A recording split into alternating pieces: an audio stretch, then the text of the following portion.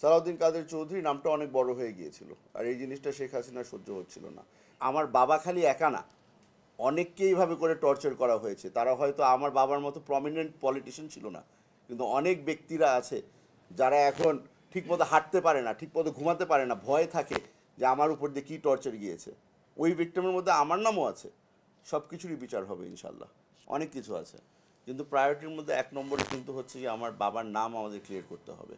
উনি যে যুদ্ধ অপরাধী ছিলেন না, উনি যে পাকিস্তানে তখন ছিলেন, উনি একজন স্টুডেন্ট ছিলেন পাঞ্জাব ইউনিভার্সিটি, এটা প্রমাণ করা আমার জন্য আপমোস্ট ইম্পর্টেন্স।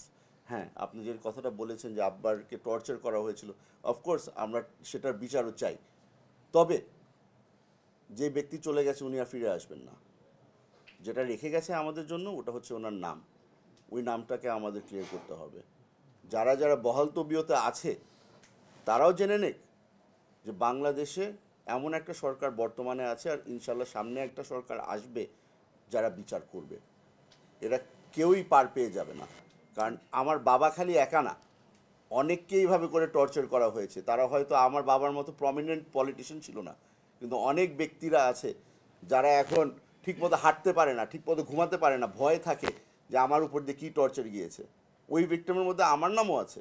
সব কিছুরই বিচার হবে ইনশাল্লাহ। সালাউদ্দিন কাদের চৌধুরী নামটা অনেক বড় হয়ে গিয়েছিল, আর এই জিনিসটা শেখ হাসিনার সহ্য হচ্ছিল না। জাতীয়তাবাদী রাজনীতিবিদদের মধ্যে আমার বাবার নামটা অনেক বড় ছিল।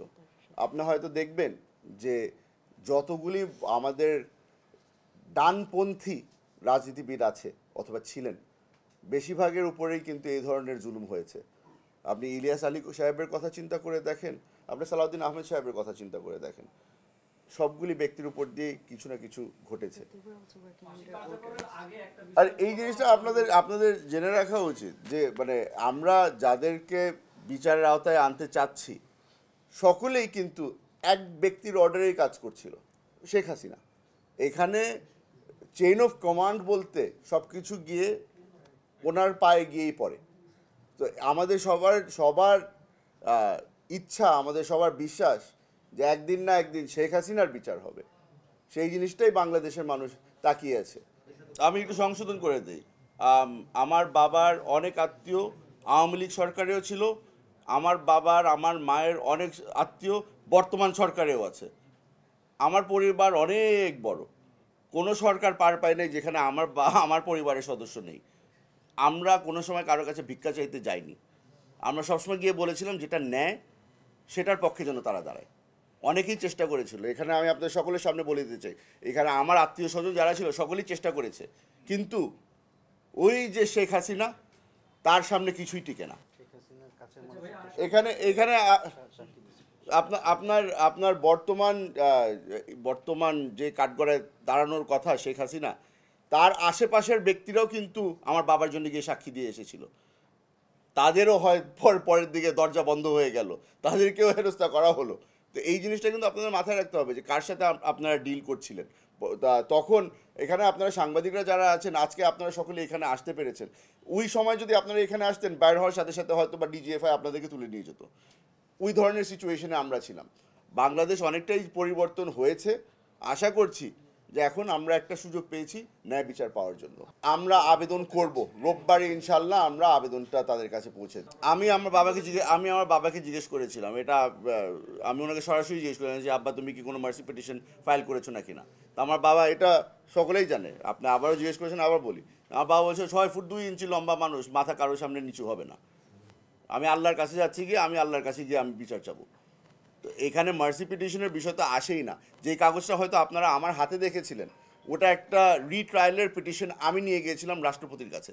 রাষ্ট্রপতি সাহেব তখন আমার সাথে দেখা করেনি, উনিও লজ্জায় ছিল, উনিও আমার সাথে দেখা করেননি। তো এখন ওই কাগজটা যদি আপনারা ওই এই যে জিনিসটা যে বললেন, এখন তো নতুন বাংলাদেশ বলছে না, বাংলাদেশ 2.0, আমাদের তো ওই right to access of information আছে। আপনারা বলেন, আপনারা আবেদন করেন। আপনারা যদি মনে করেন যে আমার করা উচিত, আমি আবেদন করব।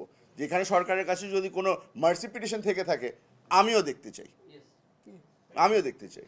প্রায় 10 বছর আগে সালাউদ্দিন কাদের চৌধুরীকে মানবতা বিরোধী অপরাধের কারণে হত্যা করা হয়, তাকে ফাঁসিতে ঝুলিয়ে হত্যা করা হয়।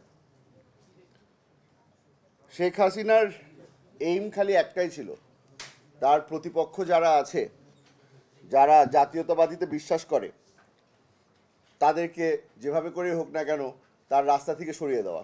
দুনিয়ার মধ্যে যতগুলি আপনারা আজ পর্যন্ত ডিকটেটর দেখেছেন, সবাই কিন্তু একই ধরনের কাজই করতো। তাদের মেইন জিনিস ছিল যে এই হত্যা, গুম, খুন এগুলোর মাধ্যমেই কিন্তু তারা ক্ষমতায় টিকে থাকতো। শেখ হাসিনাও একই জিনিস করেছে। এই গেম প্ল্যানের মধ্যেই আমার বাবাও ফেঁসে যায়, আমার বাবাকেও সেই একইভাবেই হত্যা করা হয়। বাংলাদেশের গত 16 বছরের মধ্যে হাসিনা ক্ষমতায় থাকার জন্য যেই যেই কাজগুলি করেছে, ওটার মধ্যে একটা বেশ বড় কাজ ছিল এই আইসিটি। এই আইসিটির মাধ্যমে তার যে তারা যাদেরকে মেইন এনিমি হিসাবে দেখতো, তাদেরকে এই আইসিটির মাধ্যমে হত্যা করা হয়েছে।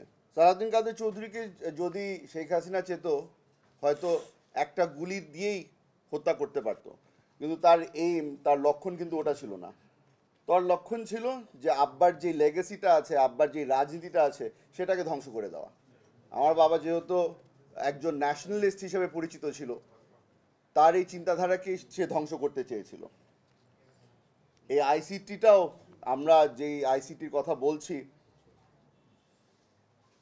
বহু বছর ধরে আমরা লড়াই করে এসেছি যে এই আইসিটিটা কি আসলে আদৌ কোনো ধরনের কোর্ট নাকি না, এটা প্রমাণ করার জন্য আমরা সক্ষমও হয়েছিলাম। এই বিচারপতিরা যারা আছেন, অথবা আমাদের আগের যে আইনমন্ত্রীরা ছিল, তাদেরকে যখনই আপনারা প্রশ্ন করতেন যে এই আইসিটিটা কি ইন্টারন্যাশনাল নাকি ডোমেস্টিক, তারা কিন্তু গোল পোস্ট নিয়ে দৌড়াদৌড়ি করতো। তাদেরকে যখন কোনো সময় জিজ্ঞেস করা হতো যে এটা বাংলাদেশের আইন কেন মেনে এই আইসিটি কাজ করছে না, তখন তারা বলতো যে না, এই আইসিটি একটা ইন্টারন্যাশনাল ক্রাইমস ট্রাইব্যুনাল, এটা ইন্টারন্যাশনাল মানের হচ্ছে। বিদেশিরা যখন তাকে জিজ্ঞেস করা হতো যে ইন্টারন্যাশনাল নর্মস কেন এই আইসিটি ফলো করছে না, তখন বলতো যে না, এটা তো আমাদের ডোমেস্টিক ট্রাইব্যুনাল। ওরা কোনো সময় কিন্তু আমাদেরকে খোলামেলা বলতে পারেনি যে এই আইসিটি ট্রাইব্যুনালের কোন জুরিসডিকশনে কাজ করছে। আপনারা জানেন আমার বাবাকে 20টা চার্জ দেওয়া হয়েছিল তার বিরুদ্ধে। এই 20টা চার্জকে তারা প্রমাণ করার জন্য, অথবা আমাদেরকে ডিফেন্ড করার জন্য, খালি 4 জন সাক্ষী এলাও করেছিল। এখন আমরা তাও লড়াই করে গিয়েছি। আপনারা এখানে যারা আছেন তারা হয়তো মনে আছে আপনাদের, আমাদেরই একজন তৎকালীন একজন জজ, সে নিজে সাক্ষ্য দিতে আসতে চেয়েছিলেন। সে বলেছিলেন যে সালাউদ্দিন কাদের চৌধুরী তখন পাঞ্জাব ইউনিভার্সিটিতে তার সাথেই ছিলেন। সে নিজে আসতে পারেননি, তবে উনি তখনের জাস্টিস সিনহার কাছে সে পারমিশন চেয়েছিল যে যেহেতু আমি একজন সিটিং জাজ, আমি আপনার পারমিশন ছাড়া আমি এভিডেন্স দিতে যেতে পারি না, আপনি কি অনুমতি দিবেন কি না। জাস্টিস সিনহা অনুমতি দেননি। আপনারা হয়তো জানেন, আপনাদের হয়তো মনে আছে, আব্বার কেস চলাকালীন ওই স্কাইপ কেলেঙ্কারিও কিন্তু বের হয়ে এসেছিল, যেখানে জাস্টিস নাসিমের নিজ গলায় আওয়াজেই শোনা যাচ্ছে, উনি বলছেন যে সাকাকে যদি আমরা ফাঁসি দিয়ে দিতে পারি তাহলে আমার জন্য কিন্তু সুপ্রিম কোর্টের জায়গা খালি হয়ে আছে, ওখানে আমাকে জায়গা দিয়ে দিবে। আপনাদেরকে আরও একটা জিনিস মনে করিয়ে দিতে চাই, যেই দিন আব্বার রায় ঘোষণা দেওয়া হয়, সেই দিন আমার বাবার হাতে রায় ছিল। সেই রায়টাও মিনিস্ট্রির থেকে বের হয়ে এসেছিল। তখন আমরা প্রমাণ করতে পারি আপনাদের কাছে, বাংলাদেশের মানুষের কাছে, যে রায়গুলি কিন্তু ট্রাইব্যুনালে লেখা হচ্ছিল না, রায়গুলি লেখা হচ্ছিল ল মিনিস্ট্রিতে। আমরা হয়তো অনেকগুলি এরকম আরও অনেক কিছু আপনাদেরকে বলতে পারবো যেই কারণে এই ট্রাইব্যুনালটা বিতর্কিত ছিল, অথবা এই জাস্টিস সিস্টেমটাই ধ্বংস হয়ে গিয়েছিল। তবে আপনাদেরকে আজকে যেই কারণে আমরা ডেকেছি, আপনাদের কাছে হয়তো তখন, জানি না আপনাদের কাছে ওই তথ্য কি বর্তমানে আছে নাকি না, কিন্তু আমরা কিন্তু একটা অ্যাপ্লিকেশন করেছিলাম ট্রাইব্যুনালের কাছে। আমরা একটা অ্যাপ্লিকেশন করেছিলাম যে কিছু 4 জন ব্যক্তি বাংলাদেশে আসতে চাচ্ছিলেন, তারা আমার বাবার ডিফেন্স উইটনেস হিসাবে বাংলাদেশে আসতে চেয়েছিলেন, তবে ট্রাইব্যুনাল সেটাও নাকচ করে দেয়। আপনাদেরকে আমি নামগুলি আজকে বলে দিতে চাই যারা ডিফেন্স উইটনেস হিসাবে আসতে চেয়েছিলেন। একজনের নাম মুনিব আরজুমান খান, দ্বিতীয় আম্বার হারুন সাইগল, তৃতীয় ইসাক খান খাকওয়ানি, চতুর্থ রিয়াজ আহমেদ নুন। এই 4 জন ব্যক্তি পরবর্তীতে ইউটিউবের মাধ্যমে তারা কিন্তু নিজেরাও একটা ইউটিউব ভিডিও করে তাদের যে এভিডেন্স যেটা দিতে চেয়েছিলেন ওটা তারা অনলাইনে পাবলিশ করে দেন। এই ব্যক্তিগুলো প্রমাণ করতে চেয়েছিল, প্রমাণ করতে পারতেন যে আব্বা 1971 সালে পাঞ্জাব ইউনিভার্সিটিতে ভর্তি ছিলেন। আপনাদেরকে এই নামগুলি একটা কারণে বলছি। নতুন বাংলাদেশে এখন কিছু কিছু মানুষ সাহস দেখানো শুরু করেছে, কিছু কিছু মানুষ আমাদের সাথে যোগাযোগ করছে, তারা নিজেরাও প্রমাণ নিয়ে আসছে আমাদের কাছে। এগুলোর মধ্যে একটি বড় জিনিস আমাদের হাতে পৌঁছেছে, সেটা হচ্ছে গিয়ে আপনারা হয়তো যারা ফরেন মিনিস্ট্রি বিট কভার করেন আপনারা হয়তো জানেন যে বাংলাদেশ ফরেন মিনিস্ট্রি তাদের বিদেশি দূত যেগুলি আছে সেখানে যখন মেসেজ পাঠানো হয় সেগুলোকে সাইফার বলা হয়। এই সাইফারগুলোকে বেশিরভাগ সময় কোডেড সিক্রেট থাকে। এইটারই একটা সাইফার মেসেজ আমাদের হাতে এসে পৌঁছেছে। এই সাইফার মেসেজের মধ্যে বলা আছে, এই 4 জনের নাম উল্লেখ করে বলা আছে যে কোনোভাবেই তাদেরকে যেন ভিসা না দেওয়া হয়। এই সাইফার মেসেজের মাধ্যমেই প্রমাণ হচ্ছে যে আমাদের সাথে একটা খুব বড় অন্যায় হয়েছে। আমার বাবাকে তারা কোনোভাবেই ফেয়ার জাস্টিসের কাছে ধীরেও আনতে পারলো না। আমার বাবাকে হত্যা করা হয়েছে, এটা একটা জুডিশিয়াল মার্ডার ছিল এবং এটার সাথে বাংলাদেশের আওয়ামী লীগ রেজিমের সরকার সরাসরি জড়িত ছিল। আমরা আপনাদেরকে বলে দিতে পারি যে এটা হয়তো বা বাংলাদেশের জন্য একটা খুব কালো দিন হয়ে দাঁড়াবে। আপনারা বুঝতে পারছেন যে সাক্ষীদেরকে বাংলাদেশে না আসতে দেওয়া, একটা মানুষকে তারপরে ডিফেন্স ঠিকমতো না দিতে দেওয়া কত বড় একটা অনিয়ম হয়েছিল। আমরা আজকে আপনাদেরকে এখানে এনেছি কারণ আমরা আহ্বান করতে চাই, আমরা জানিয়ে দিতে চাই আপনাদেরকে যে আমরা বর্তমান ফরেন মিনিস্ট্রিকে একটা লিগ্যাল নোটিশ পাঠাচ্ছি। আমরা তাদের কাছে অনুরোধ করছি, তাদের কাছে আমরা ডিমান্ড করছি যে এই সাইফার মেসেজগুলোকে ডিক্লাসিফাই করে দেওয়া হোক। এই সাইফার মেসেজ আমার বাবার ট্রায়ালের সাথে যতগুলি সাইফার মেসেজ জড়িত আছে প্রতিটাকে যেন ডিক্লাসিফাই করে দেওয়া হয় এবং সেগুলো যেন আমাদের কাছে হস্তান্তর করা হয়। আমরা আশা করি আপনারা যারা এখানে আছেন, যারা ন্যায় বিচারের জন্য লড়াই করতে রাজি আছেন, আপনারা আমাদের সহযোগিতা করবেন।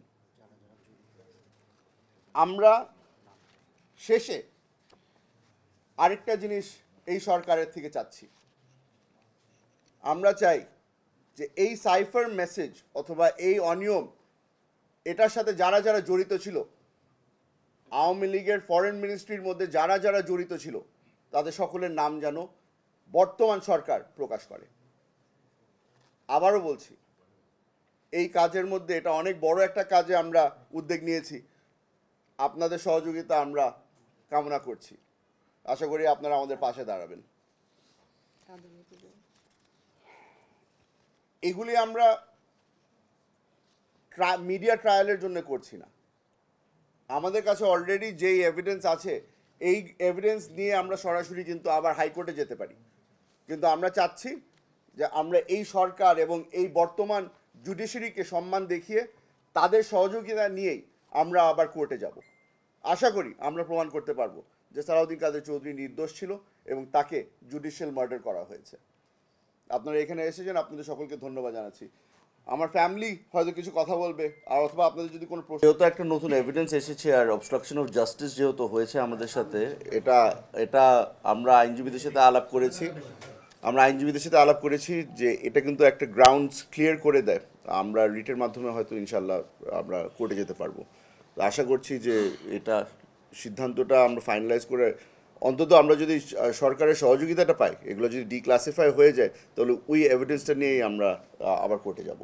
দেখেন, এই ট্রাইব্যুনালটা যে বিতর্কিত ছিল এটা বোধহয় বাংলাদেশ না, পুরো বিশ্বই জানে। তবে আমরা যেহেতু আমরা কেস স্পেসিফিকভাবে আমাদের কোর্টে যেতে হচ্ছে, সেই জন্য আমরা এই এভিডেন্সটা নিয়েই কোর্টে যাচ্ছি। তবে আমি আপনাদেরকে বলে দিতে পারি যে হ্যাঁ, এই ট্রাইব্যুনালটা একটা কন্ট্রোভার্সিয়াল ট্রাইব্যুনাল ছিল। আমরা অনেক চেষ্টা করেছি তখন কমব্যাট করতে, তখন আমরা ওই সুযোগ ছিল না, কারণ পুরা সরকার ওটাকে প্রোটেক্ট করে রেখেছিল। বর্তমানে আমরা আশা করছি যে সরকার আমাদেরকে সহযোগিতা করবে, এভিডেন্সগুলো আমাদেরকে যদি ঠিকমতো দিয়ে দিতে পারে। আমরা ওই চেইন অফ এভিডেন্সটা আমরা মেনটেন করতে চাই। সেই জন্যই আমরা যদি চেতাম এই কাগজ নিয়ে, কিন্তু আমরা অলরেডি হয়তো বা কোর্টে চলে যেতে পারতাম, কিন্তু আমরা ওভাবে যেতে চাচ্ছি না। আমরা চাই যে যেভাবে একটা ফর্ম্যালিটি যেটা মেনটেন করতে হয়, ওই ফর্ম্যালিটি মেনটেন করেই আমরা কোর্টে যাব। তো আমরা অনেকজনের সাথে আলাপ করেছি, আপনাদেরকে বলে দিতে পারি যে অনেকজনে বলেছে যে আমাদেরকে অনেক দিন ট্রেনিং দেওয়া হয়েছিল, আমাদেরকে অনেক দিন টর্চারিং করা হয়েছিল, আমাদেরকে প্রেশার দেওয়া হয়েছিল, ওভাবে করে আমরা সাক্ষী দিতে গিয়েছি। দেখেন, একটা জিনিস বলে দিতে চাই, বাংলাদেশ অনেক কিছু সহ্য করে এসেছে। আমরা আবার তাদের সাথে যোগাযোগ করে তাদেরকে আবার নতুন করে ট্রমাটাইজ করে ওটার মধ্যে আমরা যেতে চাচ্ছি না। আমরা যেটা চাচ্ছি যে আমাদের কাছে বর্তমানে যে কাগজগুলি আছে ওগুলো নিয়ে আমরা সরাসরি কোর্টে যাব। আর যদি আপনারা এখানে সকলেই আছেন, আপনারা যদি কোনো সাক্ষীরা যদি এগিয়ে আসতে চায়, আমাদেরকে সহযোগিতা করতে চায়, আমি ওদেরকে সবসময় ওয়েলকাম করবো। আপনারা হয়তো জানেন যে কিছুদিন এটা আমি কথা বলছি অক্টোবর বা নভেম্বর মাসে ফেসবুকের মধ্যে আমি দেখেছিলাম যে একজন আব্বার বিরুদ্ধে যে একজন সাক্ষী দিয়েছিল, তাকে লোকাল মানুষরা আটক করেছিল কক্সবাজারে। এই ধরনের কাজ যেন আর না হয়। এখানে আমরা সকলেই বাংলাদেশের নাগরিক, আমাদের সকলেরই ওই রাইট আর প্রোটেকশন আছে। আমি আশা করি যে বাংলাদেশের মানুষরা অতটুকু ম্যাচুরিটি দেখাবে যে এই ধরনের আইন নিজের হাতে যেন কেউ না নিয়ে নেয়। আর এই জিনিসটা বলা দরকার আছে, আমরা খালি ভিকটিম ছিলাম না, যাদেরকে এভাবে করে বেঁধে বেঁধে নিয়ে এসেছিল এভিডেন্স দেওয়ার জন্য, তারাও কিন্তু এই হাসিনার ভিকটিম ছিল। তারাও কিন্তু হাসিনার টর্চারিংয়ের মাধ্যমেই এই ট্রাইব্যুনালে পৌঁছেছিল। আমি একটু আগে যেটা বলেছি, টোটাল বিচার প্রক্রিয়াটা প্রশ্নবিদ্ধ ছিল, এখনও আছে। আপনারা যদি স্কাইপের বিষয়টাই খালি ধরে নেন, তাহলে তো ওই সুতা ধরে কিন্তু এই ট্রাইব্যুনাল আর টিকতো না। তবে হাসিনার আদেশ ছিল যে এই ট্রাইব্যুনাল যেভাবে করেই হোক না কেন টিকিয়ে রাখতে হবে। আর নিজামুল হক নাসিমের বক্তব্য তো আপনারা শুনেছেনই, যে এই ব্যক্তিগুলোকে ফাঁসি দিতেই হবে। তারা তো আর অপেক্ষা করেনি যে এভিডেন্স কি আসছে অথবা স্টেটমেন্ট কে কী দিচ্ছে। তাদের ডিসিশন যেই দিন ট্রাইব্যুনাল গঠন করা ছিল ওই দিনই ডিসিশন হয়ে গিয়েছিল। ওই জিনিসটা আপনারা সকলেই জানেন যে এখানে আমাদেরকে যখন আমরা ডিফেন্ড করতে চেয়েছিলাম আব্বাকে, বারবার করে বলা হয়েছে যে আপনাদের তো এত ডিফেন্ড করার দরকার নাই, আপনারা তো বলছেন যে আপনার মক্কেল দেশে ছিল না। তা আমার বাবা যে দেশে ছিলেন না, এটা প্রমাণ করার জন্যও কিন্তু আমরা ডিফেন্স উইটনেস আনতে পারিনি, কারণ এই সাইফারের মাধ্যমে ব্লক করে রাখা হয়েছিল।